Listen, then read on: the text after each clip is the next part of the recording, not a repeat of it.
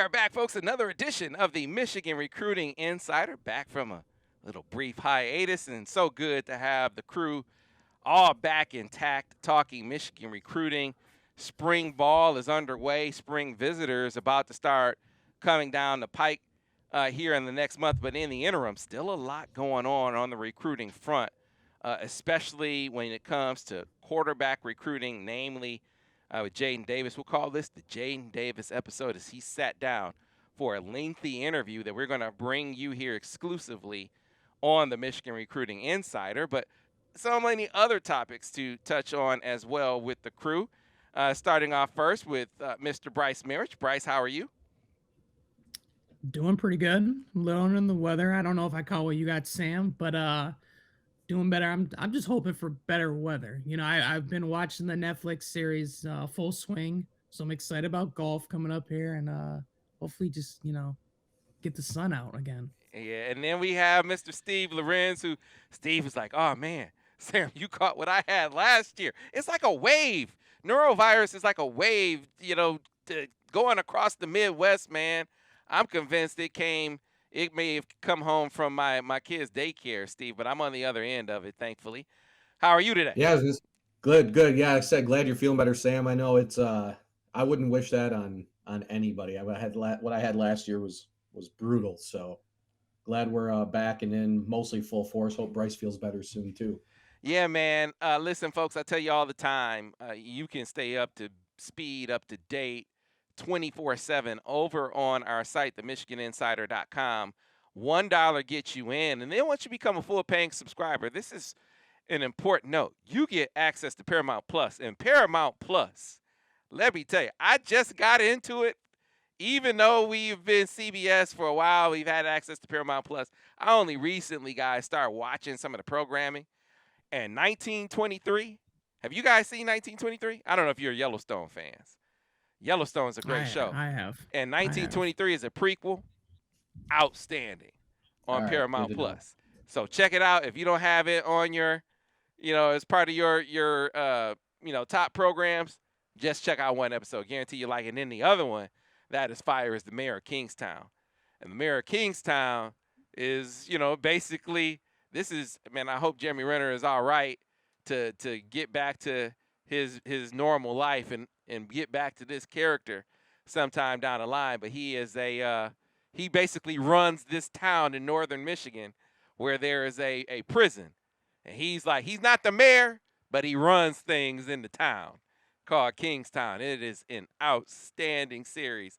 So when we talk about bang for your buck with your 24/7 sports subscription, it's on another level when you add to it that you also get Paramount Plus with that subscription. It is an outstanding value, so be sure to check it out. Of course, if you like the podcast, be sure to rate it, be sure to review it, and tell all your friends about it. And, of course, like us on YouTube, subscribe to the channel. That way you'll get a notification every time we do a new episode. With that, let's dive right in, fellas, and talk about the commitments that the Wolverines have picked up since our last episode, Brice. And we're looking on the defensive side of the ball at the linebacker level. So let's start off with the most recent guy in the 2025 class, Mattress Walker. Yeah, so this is a guy, Mattress Walker, that comes from Georgia and comes from a school that maybe fans are familiar with, Buford High School, which turns out D1 talent left and right. A guy we recently talked about quite a bit on the podcast, I want to say about a year ago, was Paul Mubanga, the offensive lineman that eventually picked LSU and signed with them. But with Mantrez, 6 foot, 215, had about nearly 20 offers, came down to Michigan, Tennessee, Penn State, and I want to say Florida was the fourth and finalist school for him. He grew up a huge Michigan fan. He took a visit back in January, and he came away from that visit after talking with me saying, I was on the verge of committing. I took a little time, talked with my folks, thought it over, and lo and behold, he's a Wolverine. And this is a guy that, a couple of things I like about this commit. One, again, as I stated, he comes from Buford High School. So you're always going to have talent. And I know we're going to talk about one of the guys, KJ Bolden, the 5-star safety, who hails from the same high school. But the other thing, too, and it's always, again, a good start to get a pipeline eventually maybe going there. But you want to land kids down south. I think that's one of the territories Michigan has found success in, and even guys that aren't even highly as rated. I mean, thinking back, look at Devin Bush. He was in like some 5-star. Josh Uche down in Florida. These are some of the guys that, yeah, they might be 3 stars, but their talent, the competition they face week in and week out, were high end. And that's what you see Mantrez. He's a polished guy. He comes with a school that has great coaching, faces, I mean, some of the competition he faces is better than he's going to see at the next level, I feel like at times. I mean, just his high school practices are probably even harder than what he's going to see on Friday nights. So huge pickup for them. And a guy that, like I said, I think is a good building block for the 2025 class to pair with Chris Ewald, who's already a top 100 prospect in that cycle. Yeah, a couple of things, Steve, that jump out to me. Number one, from the state of Georgia, which is a stronghold for new linebacker coach Chris Partridge, which we'll talk about coming up. So CP also had offered him at Ole Miss, so some familiarity there. And then to Brice's point about prospect level, people, you look at the early ranking, and this is one that is absolutely going to change. Look at his offer list, Steve. I mean, you got Penn State, you got Ohio State, who's offered him. Tennessee is already come in there. LSU has come in with an offer. Florida and Florida State, they've offered Steve. He has a decorated offer list. If you were questioning, how big this commitment is, when you beat out schools like that, including your arch rival Ohio State, I think that's a prospect that you should feel pretty good about, especially this early in the process. Yep, and like some people get very like squirrely about getting an early commitment. Like it's, yes, of course they're gonna have to work to keep him in the fold until he signs his letter of intent. But no staff is never going to take not going to take a commitment from a prospect at this level. This no matter what point of the process they're in. And if there's a high school that you'd want to have a young commitment in, that's going to mean that there's going to be more time for him to come up and make visits and stuff. It might be Buford as much as literally maybe any program in the country. What modern day IMG maybe like the other ones. I mean, I think Michigan has like 12 or 13 prospects at Buford that have a scholarship offer. And so now with Walker being committed, it means he's much more likely to be coming up to campus, which means there's a decent chance that some of his teammates maybe will take a couple of those trips up there with him. So, there's a lot of upside with this commitment. Outside of the fact that he looks like a really good young football player and has a great offer sheet, there's all the other stuff as well. I think that's a big benefit for Michigan. So, and really the same goes for Ewald. I know Ewald's ranked higher, but was it a Chaminade Madonna where he plays at, right?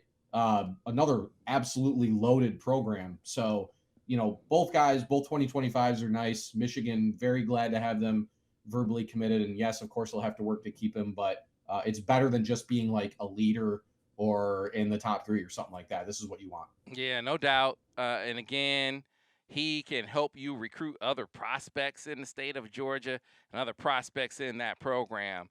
That could be a really, really big one. Before we move on to talking more about Chris Partridge, though, Brice, another commitment, and this one kind of, came from off the radar, at least off our radar, and seemingly off the radar of even some folks in the program. But a commitment that was kind of a secret for a few months, broken by, a couple of our guys at 24/7 Sports in Steve Wilfong and Alan True. Yeah, he was so much of a secret, Sam. He didn't even have a profile, let alone a picture. I don't even know if he still has a picture. I got to double check on that. But his name is Zach Luckwick. He's a 2024 linebacker from the state of Pennsylvania, South Park, Pennsylvania. Yes, there is a South Park, Pennsylvania. This is not the made-up cartoon show. This is a real place. And he's the guy that took a visit up to campus, I want to say at least once, maybe twice this past fall. And at the time, when we kind of work on these visitor lists, you got a ballpark idea of who's coming up. But sometimes you're going to have guys that slip through the cracks, and maybe they aren't as highly, touted and regarded, and they're just not on your radar. And this is one of those guys that wasn't on my radar, let alone anyone's radar with the recruiting services. Since then, though, I know Brian Doan has given him a grade, a low, I think middle of the pack, 3-star rating. I want to say he's an 84 or 85 rating he got from Brian Doan, who does a great job on the East Coast. And this is a guy that I think is going to be a developmental. I got you. Developmental. Hey man, it's that virus you got. Yeah, man, it's that virus. Long week. So he's gonna need some time. Good thing they have a good strength and conditioning program and coach and Ben Herbert. But yeah, I think this is one of those recruitments where don't expect anything right away to come to fruition. This is a guy that's gonna take a few years in the program, learn the system, but he's hard-nosed. He plays very physical. And the biggest thing I want to say with this recruitment and this commitment is he gives me very Ben Mason vibes. Absolutely. Wherever you need him and wherever he's going to help the team in any way possible, he's going to put his, hard hat on and go to work. And this is the type of kid that Jim Harbaugh lives for. He loved Ben Mason, Kindred and so spirit. this kind of where this is kind of where he falls under that boat. So this is a pickup. I think Harbaugh loves the most. You gotta understand. It feels like once a cycle, or at least once every other cycle, there's gonna be a guy, maybe two, that Harbaugh just comes in and says, "I'm taking that guy." And the rest of the staff might not even know, right? It's like, hey, this guy right here, hey, fellas, we're taking this guy kind of thing. Because he kind of, there are these culture guys, or these guys that are a lot like him, that they're just the walking manifestation of the sport, right? That was Ben Mason. And that was who, when I talked to Doan about him, he said he's like Doan, because that was from Doan, or Mason was from Doan's region, and he was like, this is Ben Mason all over again. I said, so, maybe a fullback, maybe a linebacker, maybe he goes between the two, but very much in the mold of Ben Mason. So wound up being a nice piece to the puzzle for them, and I imagine this will be a prospect right along those lines. But another Jim Harbaugh guy to segue was Chris Partridge. We alluded to this weeks ago, right? When we were talking about possible additions to the staff, we laid it out pretty clearly. When they were looking at a quarterback coach, Kirk Campbell's at the top of the list, folks. I mean, people were throwing out all these lists, and were there a couple other guys they kicked the tires with? Sure. But then, some of these other names that were thrown out, Harbaugh himself said, I ain't even talked to that guy kind of thing, right? It was always Kirk Campbell. And when CP came available, right, we went to the board and said, hey, I'm hearing that this may not be the last move, even though there was no opening on the staff at the time. That was about Chris Partridge.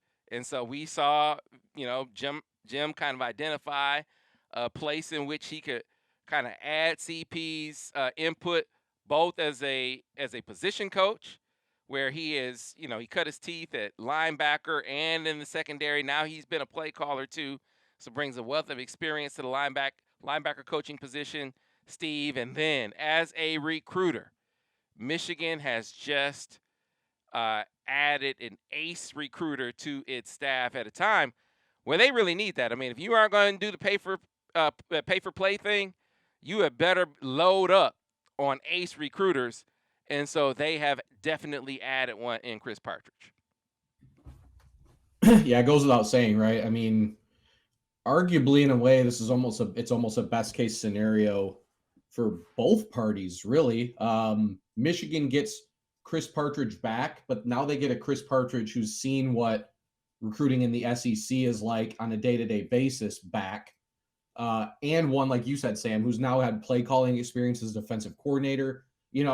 They're getting maybe a Chris Partridge 2.0 type situation, and not only that, but we know very tangible his passion for the Michigan program. He's worn it on his sleeve. I think remember when he was with Michigan originally, 2 different off seasons he turned down opportunities to leave the program and go elsewhere. Super loyal to Jim Harbaugh, wants to see Michigan take that next step.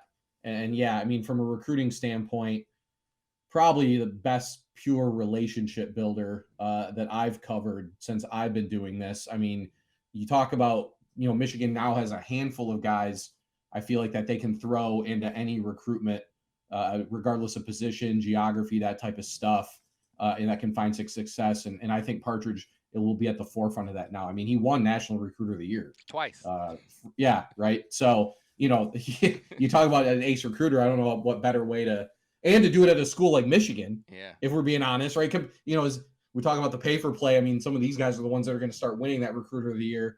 But either way, yeah, I mean, a home run hire for Michigan. And like I said, I got to think, I think Partridge turned down other opportunities this go around to come back to Michigan as well. So, just a home run all the way around for both parties. And one, you kind of wonder when somebody like that comes back, I don't think you have to worry about him jetting again for a different opportunity. I mean, unless, granted, nobody's ever, there's always a possibility somebody's going to have something they can't turn down. But, just feels like this is going to be it's obviously a great fit, but just a best case scenario for Michigan, both on the trail and in the locker room. Yeah, he turned down job offers at Maryland and Texas A&M to come back to Michigan.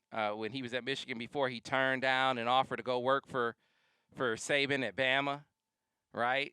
I mean, that's big time. So definitely super loyal. Only left when there was an opportunity to go be a play caller and to work with a guy that he knows in DJ Durkin. So this is a very good pickup. Just a word about George Hilo. I think George was, number one, a good dude, super good dude.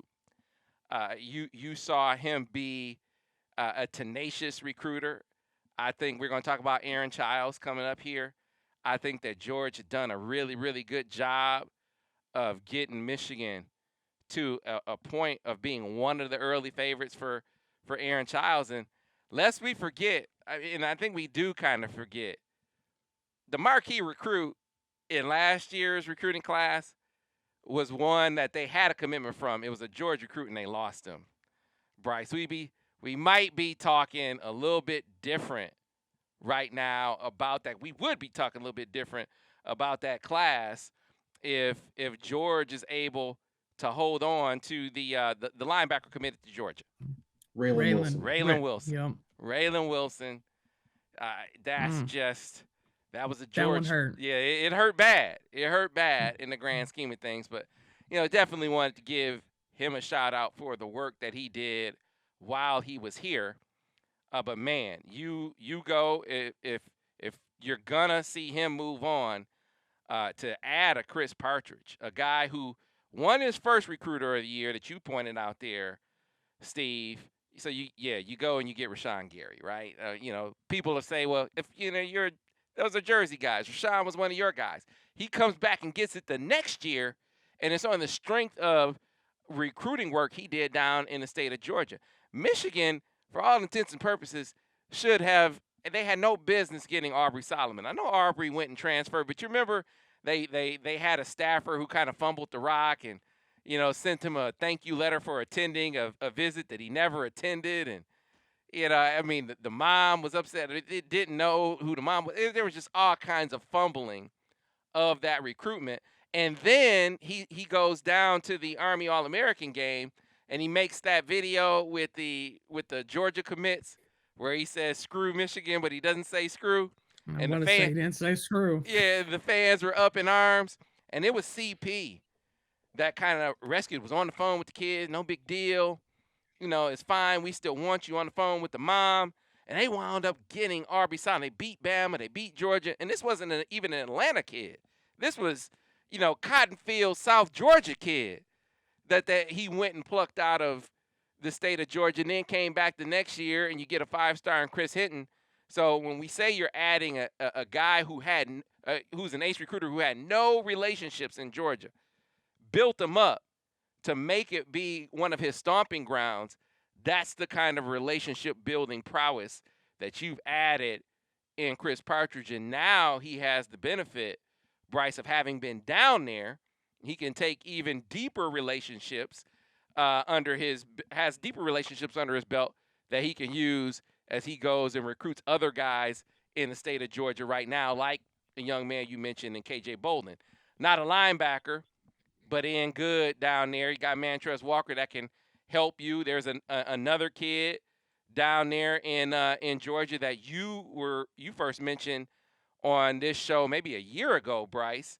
But Miles Graham, who's committed to Florida right now, but over there at Woodward Academy, that's another one that we see Chris Partridge swinging at early.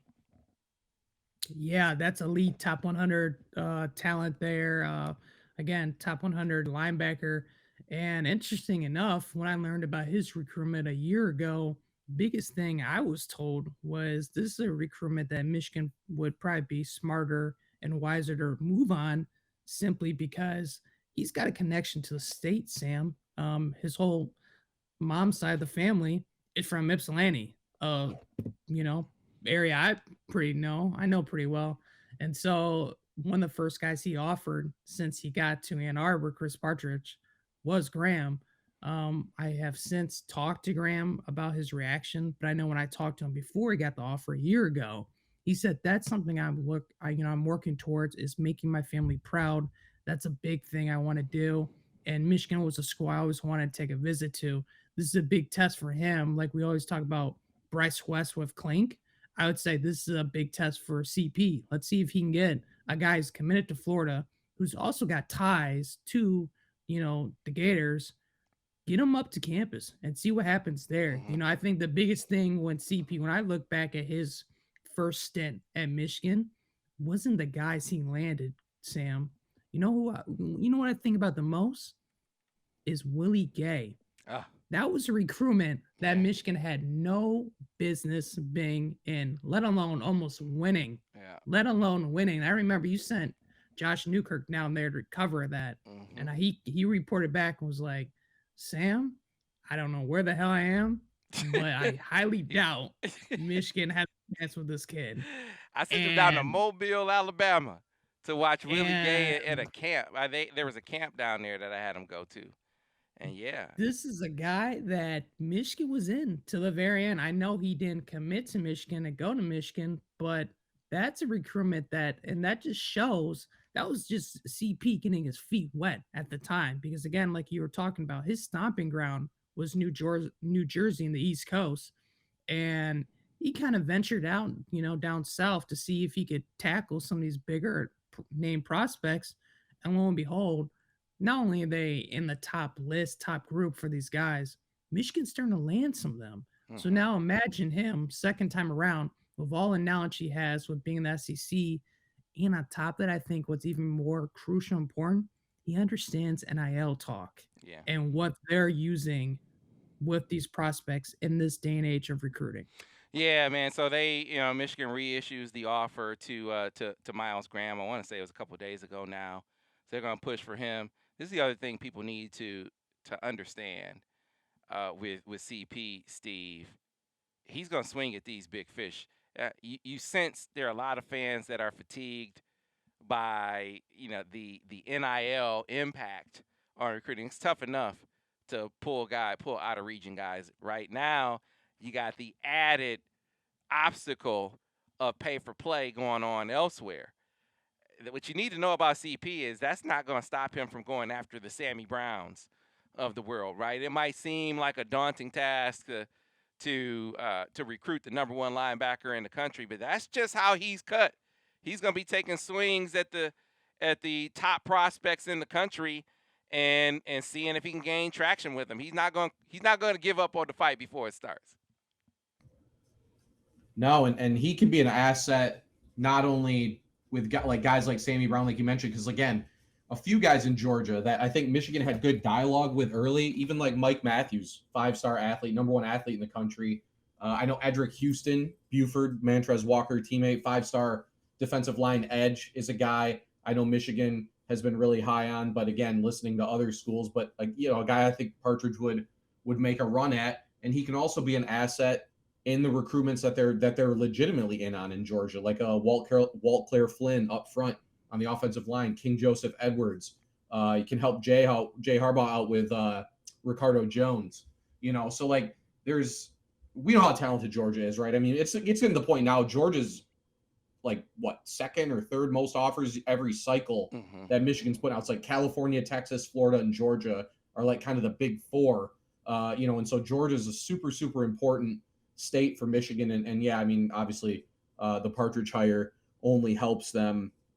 Again, not only in races where maybe you'll see us posting some updates on some names we haven't in a little bit because of Partridge's efforts. But again, he gives them another guy that can go in with some of those guys that they're still legitimately in on in Georgia and give them another ace up their sleeve. So yeah, no, I mean, again, the recruiting value of what Partridge brings is going to be huge. And yeah, the Willie Gay call out was a really good, really, really good. Because I always say, I post on the board, Jeremy LeSueur is still the only player in Michigan history from Mississippi, scholarship or not. The only one. Michigan does not go into Mississippi and get guys. So, the fact that they were I think they got an official, and then I think they made a late run at him was, something where even we were kind of taken aback. So I want to say when we were I think Scout 24/7 were still separate, but when we went down for the Army game that year, Michigan was still in it at that point, weren't they?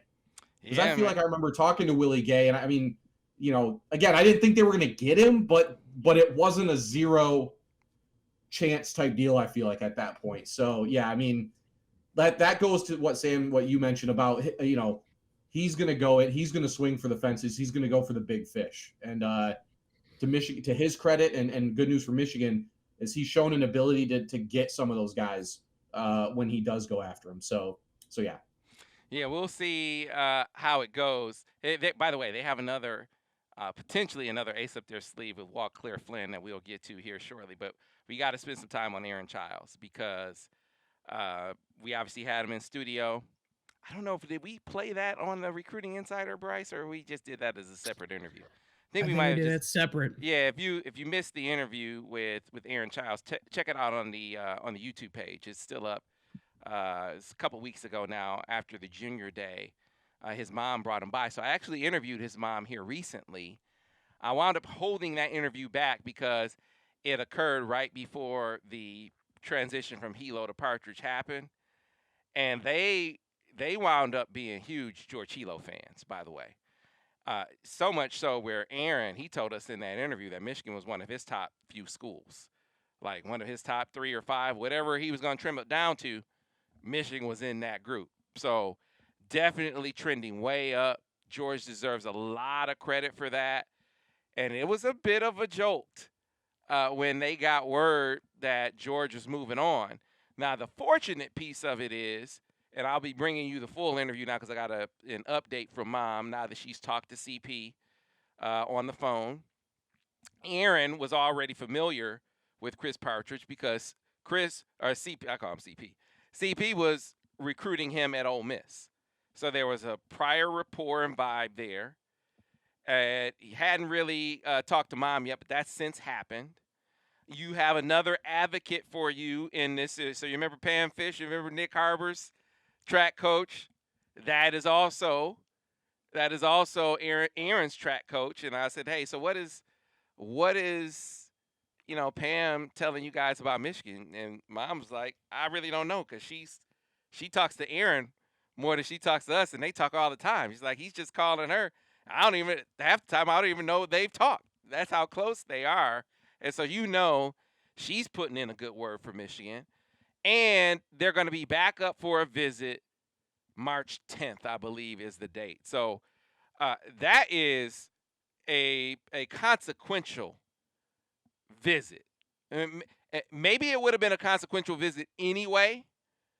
Who knows? But definitely in the aftermath of transitioning linebacker coaches now, the opportunity to get in front of CP, because originally they just wanted to see a spring practice. Now you got to get to know your new would-be position coach if he were to choose Michigan.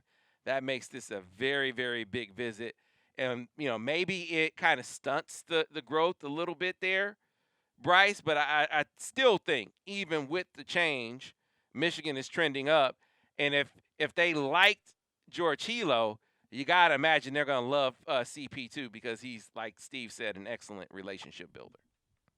Yeah, and for me personally, I look at it like Kirk Campbell and Jadyn Davis. That transition there as well. I mean, that's not to say you can't have one happen quickly, because Jadyn Davis and Kirk, they kind of connected already. And I know we're going to talk about that later on here, but this is a guy that I think was very smart, because when Chris came into town, he knew one of the top guys he needed to get a hold of and get to right away was Aaron Childs. And that's a guy, Sam, when he walked through and sat down in the studio, we both looked at each other like, okay, this kid is going to be the real deal. He got the look, he's got the length, he's got the size, he's got everything you want, and he's a good student, so he fits what Michigan is looking for on and off the field. This is a recruitment, though, I think that could go a little longer, and that's just because maybe it could have ended if this transition didn't happen for this next visit. We're never going to know at this point. But at the same time, Michigan still, in my opinion, is in a strong spot. And I personally, and this is just my words, but I personally think they lead in this recruitment. I've even tempted on putting in a crystal ball, but I'm going to wait to see how this upcoming visit goes. This is second time around and first time with meeting Chris as well for Mom and Aaron. So I think that's a big deal. Yeah, I was waiting for the visit to put in a crystal ball too. I agree with you. I think Michigan leads, but it kind of reminds me of his mom told a story about when they saw Good Counsel for the first time, and she was like, he saw Good Counsel, and he was like, I'm going there. And she said, let's see some other schools. And she said he saw some other schools and liked them. Eventually realized that, yeah, I want to be at Good Counsel. So he came back around to it. But it kind of strikes me the same way. Now, he had seen some other schools. He had been to Ohio State. He had been to Maryland, obviously. There's some other places that he had been. Clearly, Michigan had set a bar of sorts, right? But he still hadn't seen a practice, so that was going to be a big deal. I'm saying, basically, before I'm ready to put in a crystal ball, I want to see him have some more experiences to compare it to, especially in the aftermath of the coaching change, because that kind of brings you some perspective. Like you better make sure you like every aspect of the program in school, because you just don't know what's going to happen on the coaching front. And so do your due diligence, and that's kind of where they are right now. But I agree. I think Michigan leads, and this is Steve. You look at him on film. When I went down last summer to a practice at Good Counsel, he jumps off the field. He can play. He can play off the edge. He can play middle linebacker. He can drop back into coverage. This is that chess piece guy that, on the heels of a Junior Colson, this could be a guy that you can be that box chess piece that they'd be missing when Junior moves on to the NFL. Yep, and another program that would be nice to have a visible verbal commitment at. I mean, you could argue Michigan is heavily recruiting 4 guys, maybe 5 at Good Counsel this cycle, 2024 cycle alone. I think Darian Mayo is one of the best edge guys that they're recruiting. He'll also be up in March. Kyle L. Tuner, a potential kind of malleable offensive line guy that Michigan, I think, is in pretty good shape with if they want to be. And then Elijah Moore, too, the 6'4" wide receiver, is another guy I think Michigan's really recruiting heavily so far, or at this point in the process. So, yeah, I think Childs is better than the 14th ranked linebacker in the cycle. That's where we have him at right now. I definitely think he's a top 10 type linebacker in the class. And yeah, I mean, again, the value there would be threefold, whatever, however many folds you want to fold it. Elite linebacker, plays at a big time program, visible, and a position of need too. Michigan needs to keep stacking up at the linebacker position. And, he'd be a defensive sort of cornerstone type player for Michigan to reel in. Yeah, so good to get him back up on campus again. Still trending up. I don't know if they're trending up quite as much, but trending up nonetheless. So really, really big time development to have him come back up. And the other thing is, when he came up before, he was with his mom, and then his uncle and auntie drove up from Chicago to kind of meet him with there, but his dad and siblings weren't able to make it up. But this time they will be able to. So not only will he see see practice and meet CP, but the rest of the family will get a chance to see Michigan as well. That's a huge, huge piece to the puzzle. So be on the lookout now that I've gotten a follow-up interview with his mom. Be on the lookout for that over on the MichiganInsider.com. All right, so let's pivot here. Let's transition into the conversation about quarterback recruiting. This is kind of an ace in the hole in another recruitment. You mentioned Walt Flynn. So Walt Flynn and Jadyn Davis are like dudes. They're like boys. So they grew up playing youth football together down in Georgia, 7-7 football. I mean, their families are tight. So when Walt was up on campus, they're on the phone with the Davises, and they're like, I think it's Jeremiah told the kid, hey, tell him Mr. Davis said hi. So the staff is like, what the hell? How do you know this guy? So, this is another one that, the quarterback has an impact on recruiting in general. Man, you get Jadyn Davis, it has an impact specifically on Walt Flynn. Again, this is another guy that he kind of put a bird or a little word in his ear, kind of like he did with Brian Robinson. Not in the fold himself yet, but kind of laying the groundwork with guys. And Walt Flynn, did we talk about Walt on? I just call him Walt. Did we talk about Walt on one of the podcast episodes? Brice came up on a visit for one of the junior days. Big interior lineman. Not sure if we did. I'm not sure if we did, but I know I talked to him and his dad following that trip, and the biggest thing I came away and they came away was the emphasis and value that the program and the coaches put on offensive line play at Michigan. And that's pretty obvious when you win back-to-back Joe Moore awards.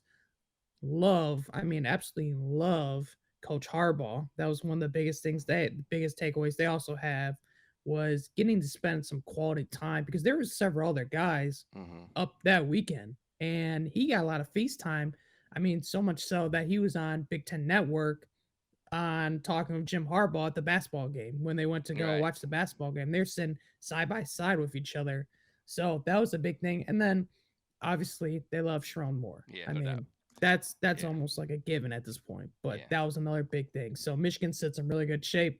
They're going to try to get him back up to campus as well. Right. Maybe they try to get him back up on campus when they get Jadyn Davis back up on campus. So let's pause for the cause here. We'll come back on the other side, and we'll bring to you the exclusive sit-down. He doesn't do this very much. You can always get him for an interview in person. He's good about that. But phone interviews or Zoom interviews, he doesn't really do those. But he did it for us, and so we're going to bring it to you here on the other side, our sit-down with five-star quarterback Jadyn Davis when we return here on the Michigan Recruiting Insider. All right, so let's get into talking about the recruiting process here, Jadyn. You were obviously looking at Michigan very, very strongly, and you still are, obviously, throughout the process. But you get in the fall, and then things start to, you're in recruiting now. You had an experience where the coaches that are recruiting you, there are some question marks. So let's start with the questions about Coach Harbaugh and the NFL. How did that affect you? What did you think about that when all that was going on? For sure. I think obviously, at the end of the day, I'm going to choose the school because I love the school, not based off of coach. Obviously, I want to be coached by the best, play with the best, things of that sort. But I'm going to choose the school because the school feels like fits for me. But no, I definitely, looked into it. I was keeping a close watch on, me and Coach Harbaugh were in contact throughout the process a little bit. And after, everything settled down, had not face-to-face, man-to-man conversation with them. Just kind of iron out all the kinks and things of that sort. But yeah, it was obviously something that, any 17-year-old kid, when you're about to make a decision that's about to change your life, you about to be with somebody for 3 to 5 years. You better make sure, there's some stability there. And, it's the best situation for you. So that's just kind of how I had to look at it. I can't blame a man for wanting to coach the NFL. Like, that's the NFL, and right for his family. So I look at it as a business approach and don't take any hard feelings with it. Just kind of keep my keep my eyes open and ears open as well. So you mentioned that man-to-man conversation. I had an opportunity to talk to your dad about it in an interview, and he said it was a really, really like you guys didn't pull any punches. You asked some real serious questions, and that he answered them like direct. So take me through your take on that conversation and what you remember about it and what kind of impact it had on you. No, for sure. I think it was good to, hear his voice. You kind of read into the media and see what the media has to say about it. You read the headlines, you start reading the articles, which I'm not too big on reading articles and stuff, but obviously you see it, it's on Twitter. Scrolling through Twitter, it just pops up and you ain't even trying to look for it. But to hear his voice and hear it come from the source and realize what everything actually was, that this kind of was a comforting feeling. Knowing I could ask him straight up, like, hey, you going to the league or not? And things that sort. Obviously can't get into the full conversation, but it was very, very open and honest. I think he was actually with the recruit or something like that when we had the conversation, doing an in-house visit. So that shows you how much he's been looking into my recruitment and wants me to be the quarterback for the Michigan Wolverines one day. But yeah, that conversation meant a lot because he didn't have to do that. He could have just acted like nothing happened, and which I think some recruits experience, where a coach has rumors and act like nothing happened and keep recruiting the guy. Whereas it was very personable and honest with me, and let me know, what he was doing. And I understand it a lot, actually, knowing the background and the story behind it as well. And yeah, that's pretty much what I got from it. All right. And so then part of that conversation at the time, that was before it had been determined that Matt Weiss wouldn't remain with the team. That was your primary recruiter. And it's a very interesting journey there because, again, talking to your dad about it, he said he had a frank conversation with Coach Weiss. And he said, my dad get a little janky. he said he had a frank conversation saying, man, hey, recruiting, he said, you're a pro guy. You're terrible at this recruiting game. You got to improve. And he said, he took coaching and he got a lot better and that you guys got close. So when his future came into doubt and then he ultimately had to move on, how did that and how is that affecting you and your outlook with Michigan? No, first off, want to wish, all the best to Coach Matt Weiss. He did a lot for me and my family. We grew real close over this time. Obviously, NFL guys, like, they're not used to having to recruit kids, man. Like, they just get dudes and coach them, which, I mean, I'm a relationship-based guy, but then I started to understand and started to, like, grow to like it. Like, I saw one interview he did. He was like, man, if you playing Fortnite with a 17-year-old or 16-year-old kid and not coaching the team, like, what are you doing or something like that, which I like. Like, if I'm at a school, like, if I'm JJ and, like, my coach is playing Fortnite with a 16-year-old kid, bro. But that's neither here nor there. But now, Coach Weiss was a great dude, man. We had some real, just not even football conversations, just conversations about life. I know my little brothers love him. He was playing cornhole, my little brothers, when we were up there. And just getting to be around and pick his brain about, his time with the Ravens, with Lamar and things of that sort. We jump on Zoom calls and break down NFL tapes. That was really my guy. So it really sucked to see what happened and see him go. But we've talked since then. That's still going to remain my guy. And now with Coach Campbell, I'm excited to hear all great things about Coach Campbell. We've been on the phone a lot, pretty much once or twice a week since he's gotten the job. And even when there was rumors that he was going to get the job, so me and Coach Moore always get on the phone. Him and Coach Weiss are different. I think Coach Campbell's a little bit more relationship based, and it talks a lot more than Coach Weiss does. But I'm loving it. I'm loving everything Coach Campbell's telling me, and he's always asking for video of me throwing and coaching me how to get better and things of that sort and things like that. And talking to JJ, he loves him. The quarterback room loves him. So you can't really beat the praise that he's getting right now from the guys I know on the team. So I got you. So let's before I get into kind of what you touched on with what Coach Campbell is saying to you, what Coach Moore is saying to you, what is JJ saying with you? Because you have the unique sort of experience here, a unique perspective in that's your guy. You talk about Coach Weiss is your guy. JJ is your guy. The family, his mom and dad. Yeah. And so as he was experiencing the process and as he's getting to know Coach Campbell, what is he telling you about how things look at Michigan, how things look with the offense, and what is he telling you about Coach Campbell? No, he's saying, he loves Coach Campbell. I could pull up a text where he's talking about, he started working with Coach Campbell. His game just grew. So, I'm loving hearing that because obviously that's showing he's developing a guy, a guy that, JJ's talent isn't even a word to describe the kind of arm JJ has, just the kind of person he is. But Coach Campbell's obviously growing his game as well. And then, me and him would just have normal conversations like any, big brother, little brother have. He's saying, obviously loves Coach Campbell, loves how the offense is changing, saying that, he sees in practice every day, like what this offense can be. Obviously I think, where people get misconstrued that Michigan's a run team, like, if I had Blake Corum and Donovan Edwards in the backfield, I'm going to give them the ball and let them go to work. That's just playing to win, in my opinion. But no, I think, offense is such like if the defense gives you the look to throw the ball, then you're going to throw the ball. You know what I'm saying? If they're only rushing 3, then you'd be a fool not to run the ball. So that's just what it is. But me and JJ always talk about, the process and, off the field, on the field stuff. Talking about like, bro, you got to make a decision that's best for you because it's going to impact you. Nobody else is going to be waking up at 5 a.m. going to the mat drills and team runs and things of that sort in the workouts. He just told me that like you're going to have a feeling when you know a place is right for you. And you got to feel it in your gut because that's a decision you're going to have to live with. So yeah, I got you. All right. So, Coach Campbell, you said he's more of a relationship guy, more relationship based guy. Technically, man, kind of the way your dad described him, as far as his impressions are concerned, is that he called him a quarterback guy. You kind of the footwork and footwork connected to the distance of the throw. Is that something that you've taken from your interaction with him as well?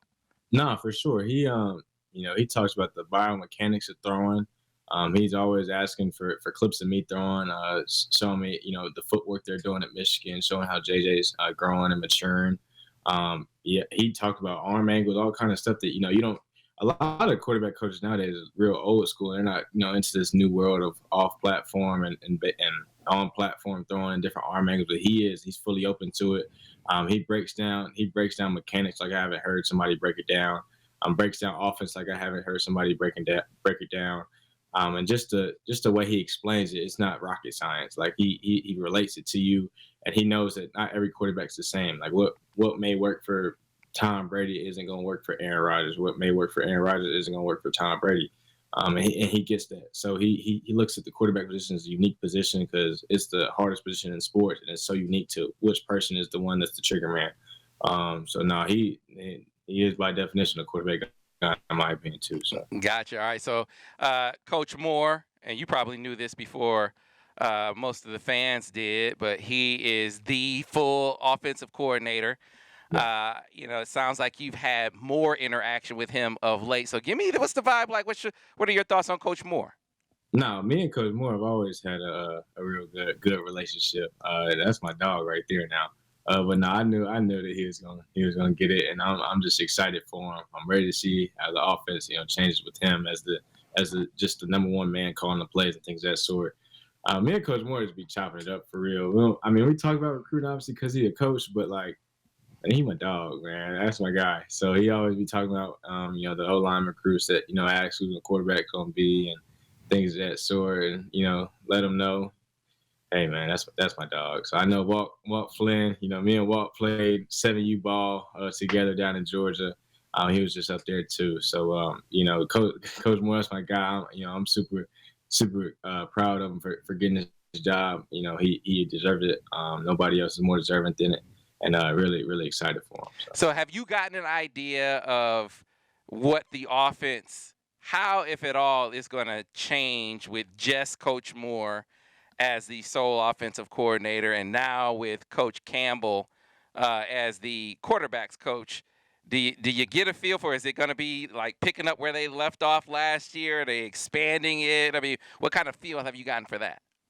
No, I think, I wouldn't say I'd be able to finger point it right now, but I definitely think they're going, what's not broke, if it's not broke, don't fix it. So I think they're still, with Blake returning, I'm still going to have the ground attack, but, with JJ, how he's been football, have a area attack.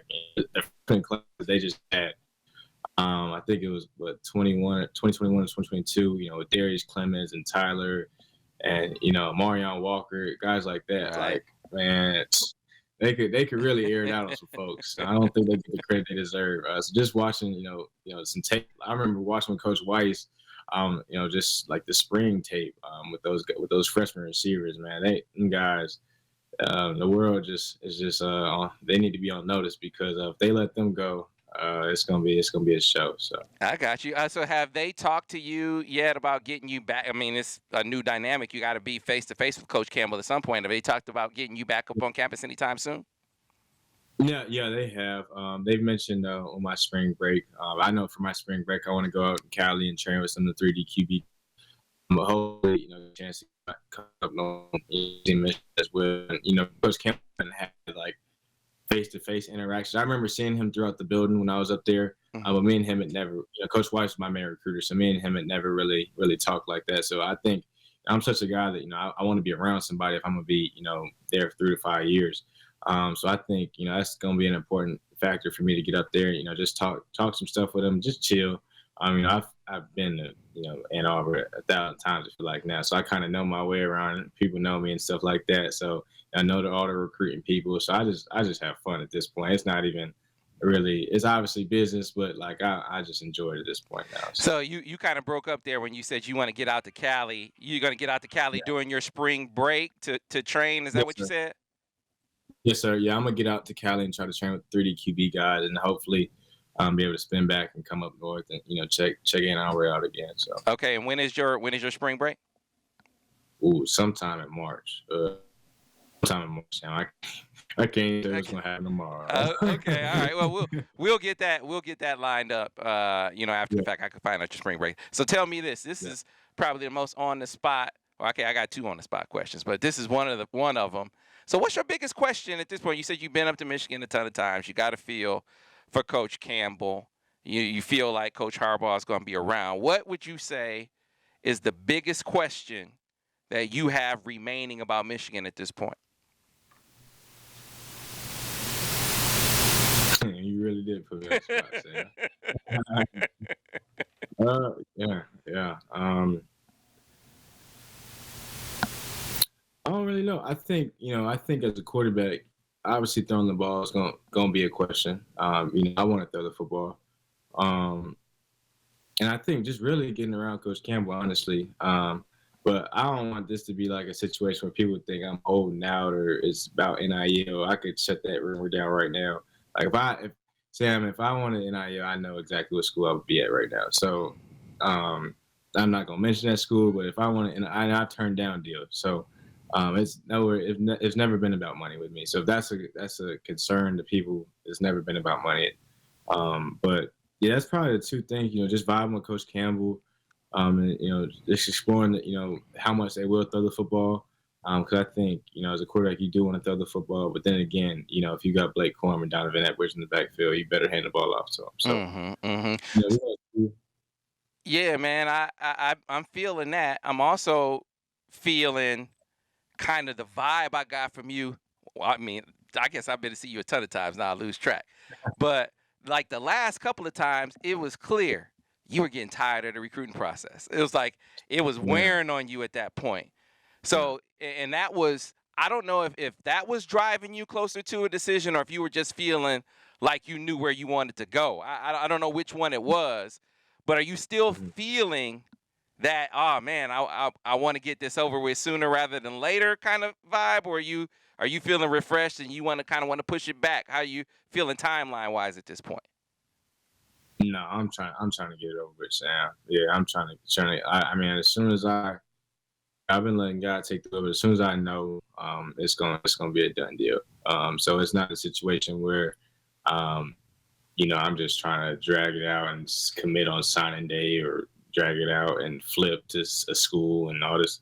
Once I know what school I'm going to, it's gonna be announced. It's not gonna be he gonna drag it out and flirt with all these different schools. I've been raised on. I've told schools straight up with them like I'm not interested in coming to your school. Like I appreciate. Recruitment and things of that sort. But there's no sense of me entertaining somebody that I'm not serious about. So yeah, as soon as I know, I'm gonna be done with it. But. I got you. So I know you just went to Carolina. Yeah. What was that visit like when you went over to, down there to check them out in Chapel Hill? Oh no, that was dope. You know, a lot of the guys there, I actually know personally. Just being in Carolina, so it's always good to catch up with them. And then Coach Lindsey just got there, the quarterback coach and OC. So just chopping up with him. I spent some time with his family. You know, Coach Brown's been coming and pushing really, really hard. So love his wife. His wife loved me and stuff like that. So they've been pushing really hard, trying to keep. They say trying to keep me home. I still claim that I'm from Georgia, so they try to push the Carolina kid on me. But I try to hold back. But they still chat about it or whatever. So now those are my guys, Coach Galloway and things of that sort. And you know, all the guys are already on the team. I have a really good relationship with Drake, man, those guys. So now it was I really enjoyed my experience there. And, you know, love the Tar Heels. Okay. You got any other visits that you know that you're gonna be taking anytime soon at this point? To be honest, nothing's set in stone right now. I don't know where I'm going next. But we're going. Me and my dad will probably sit down and talk about it. But yeah, I don't know where I'm going right now. Okay. There's a lot of, you know, I've seen a lot of stuff. Look, I only take stuff that I hear from you and your dad, but I do need to address what they say. There's a lot of they say about Ohio State right now, that Ohio State is trending up really high and a great deal with you at this point. Would you say that that's accurate? Yeah, I'd say that, you know, we haven't been communicating. I wouldn't say that I'm fully turned off to Ohio State. You know, yeah, there's a situation there. Don't really know what I want to say about it, but yeah, I've talked to him. I'm not gonna act like I've just turned the other cheek. You know, it's Ohio State at the end of the day. But yeah, you know, I've talked to Ohio State. You know, I'm just really open to hearing what everybody has to say. You know, there's been situations that's been had, but you know, it is what it is at the end of the day. It's a business, and you know, that's how you got to look at the recruiting process. So. I hear you. All right. So, what does the process of coming to a decision look like at this point? Now, this is kind of to wrap it up. You said you've kind of just when you know, you'll know. What's the process that builds up to that point? Is it getting out on a few more visits just to be sure? Is that the last piece of criteria? Like what's the process to get you to that point of knowing? Yeah, it may be that, and it may not be that. I'm not too sure. I know that, you know, obviously I have to, you know, meet Coach Campbell in person. And there's a couple more schools I got in person. Yeah, I think, you know, it may be getting out there and seeing, and like always I said, once I know, you know, I'm a commit. So, you know, I know people, you know, have their preconceived notions of what they think I'm doing or is in my mind, but like to keep it all the way a band with you, like I'm gonna keep it 1,000 with you. Like nobody knows what I'm doing besides this band right here, right? Because it's this brain that's making the decision. So, if you don't hear from me, then it ain't. I don't know, but. I'm gonna be the one making the decision. So anybody who says, I mean, I don't even know where the timelines are coming from, because you said you're saying you're saying you don't have one at this point. Yeah, like I don't know where these people getting this notion from, Sam. Like I'm relearning stuff about myself just by scrolling, man. Like Jadyn Davis doing this, Jadyn Davis doing that. I'm like, well, I'm laying in the bed right now. That's Jadyn Davis doing. I was playing, but yeah, it'd be funny to see, you know, how people be saying that I'm doing this and doing that when I'm nice to everybody, keep cordial and things of that sort. But no, that's another topic. But yeah, I don't know when I'm announcing, but just know people when the time is right, and you know when the good man upstairs tells me, and I pray on it. You know, when I know, then you know I'll know and I'll make the announcement. So last one, Jadyn Davis. Do you still have a leader, man? Is there still #1 school for you? You can't do it. Hey man, hey, you know, you say you gonna keep it a band. I gotta ask, you know.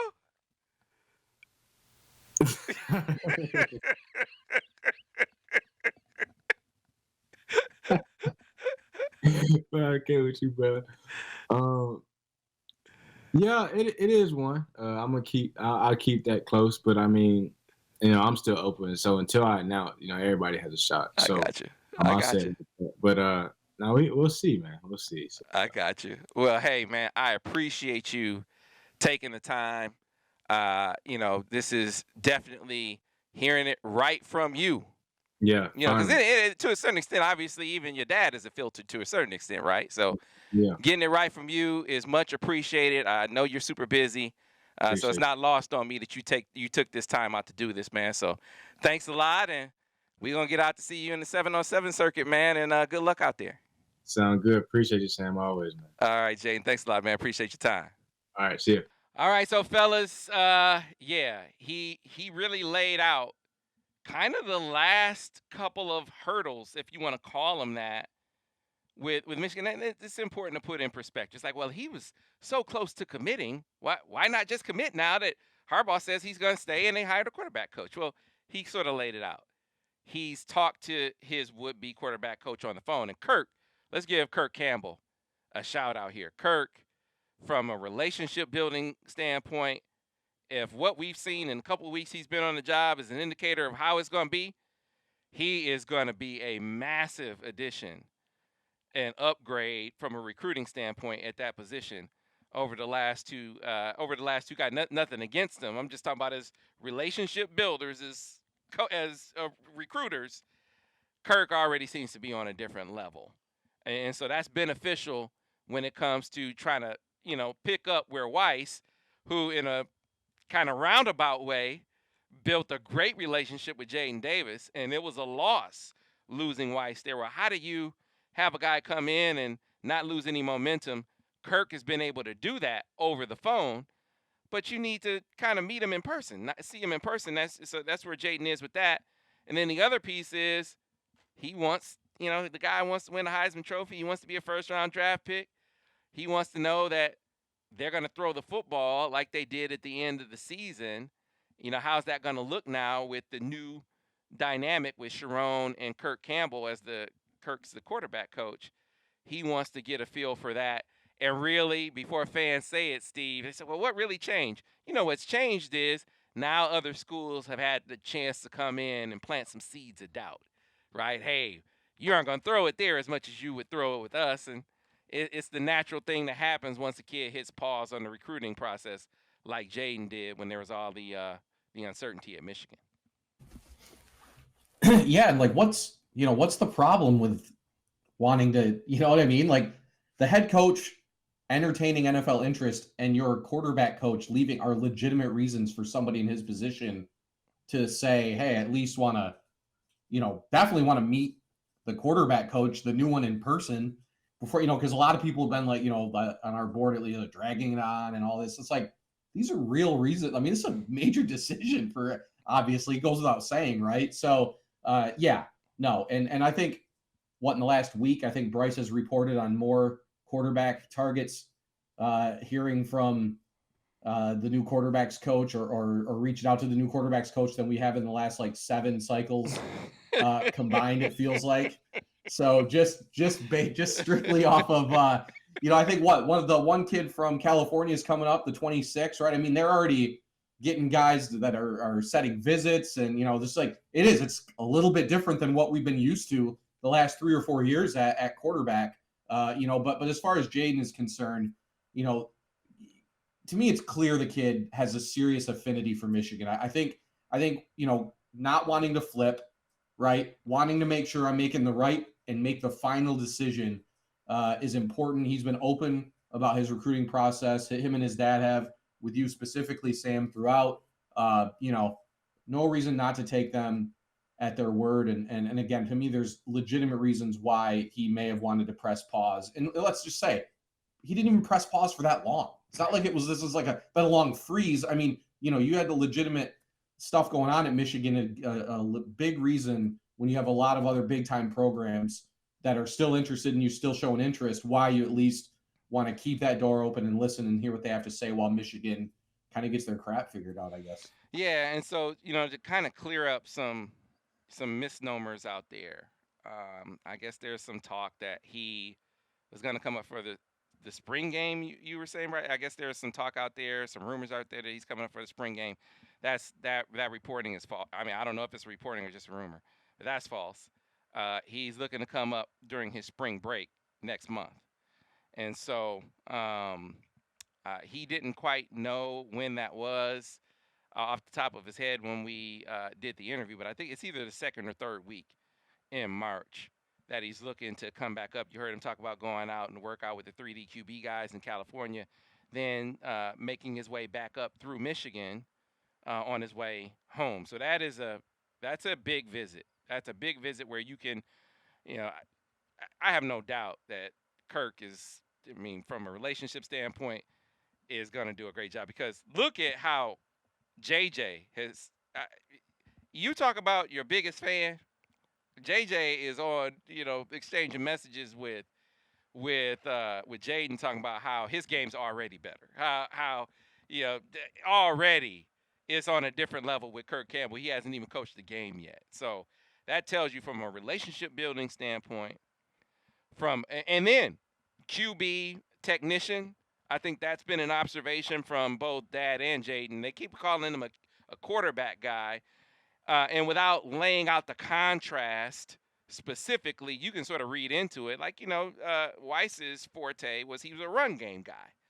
Whereas Kirk Campbell is, he is a QB, footwork tied to distance of the throw, off-platform, on-platform technique. They laid it all out. Like, this is a quarterback technician type of guy. And so that's another thing that they've warmed up to. But he wants to get a chance to see that in person. I think that will go well. Then it's a matter of how do you assuage any concerns he has about throwing the football. I think JJ is going to play a big role in that because JJ is already touting what this offense is going to look like. It's going to be like they finished the season. Yeah, of course they're going to run the football, right? You got Blake Corum and Donovan Edwards back. But I think you'll see it be even – the balance will be a little more in favor of pushing the ball downfield than it was last year. Still run first team, but with more downfield passing elements, more frequency in the passing game than we saw in the past. And I think that's enough. This is not a kid that wants to go up and play basketball on grass. So I don't think they have to do that. But here's the thing, Brice.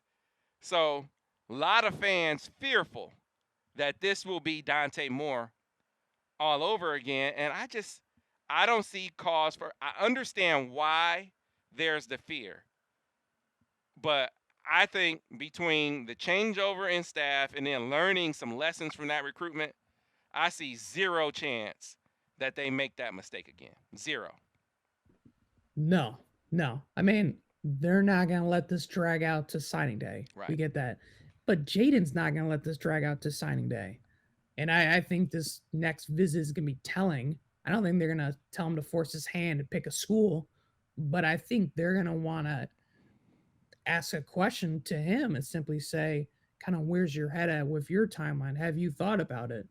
And if he hasn't, they're not going to be left at the altar, so to speak. Now, does that mean they're going to start offering 50 kids?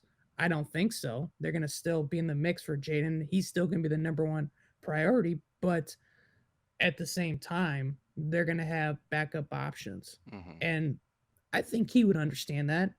And any other program would do the same, I feel like, as well. That's not to say they're going to, like you said, draw a line in the sand and say, this is how it's going to be. You're either with us or you're not. I don't think they're going to take that approach. But at the same time, I think, Sam, that's where fans are nervous because they just don't want to be left standing there with no one there. And the other thing with that too is the big thing is always saying, getting a quarterback in the fold early because it helps the recruiting class. If he commits, I'm not saying he's gonna, but if he commits during the summertime, you're telling me guys aren't still going to be interested in Michigan if it's next week or in the summer? They're still going to be looking at Michigan regardless if they know he's going there.